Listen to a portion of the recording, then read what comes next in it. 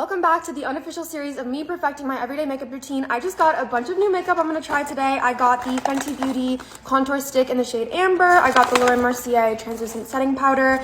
I got the Rare Beauty liquid blush, and I got the Kosas concealer. And I also got a bunch of new brushes from Real Technique. So I'm really stepping up my game here. Starting, of course, with my NYX brow glue. This is the one product that has become a staple for me every day in this series. I spent over $100 at Sephora on all this stuff, but Saturday's my half birthday, so I deserve a treat. Okay, now time to try this Kosas concealer. I got the shade 1.5C. I'm wanting to try a new concealer because my last one kept flaking on me. I have really dry skin. I know everyone has been raving about this concealer, but the person who convinced me finally was Charles Gross, who is weirdly enough my mutual on this app. People that I really respect and love and have been following for years and years. Following me on this app is probably one of the craziest things about TikTok for me. I used to watch Charles on YouTube years and years and years ago when I was in the suburbs of Illinois in not the best financial situation, and I was so mesmerized by the glamour of his life, and the fact that he follows me is just my fucking god. This is the second to lightest shade that they have, and I think it's too dark on me.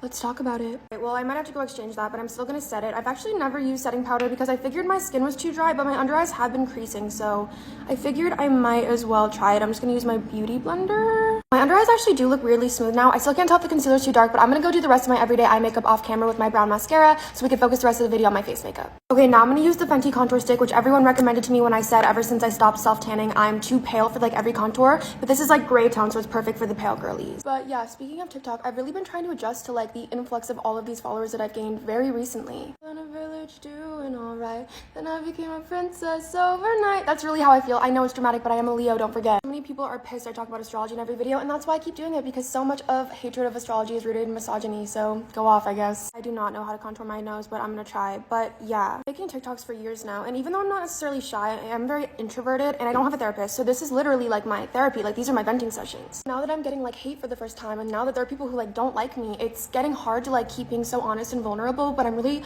trying not to let having followers change the nature of my content, because that's the last thing that I want.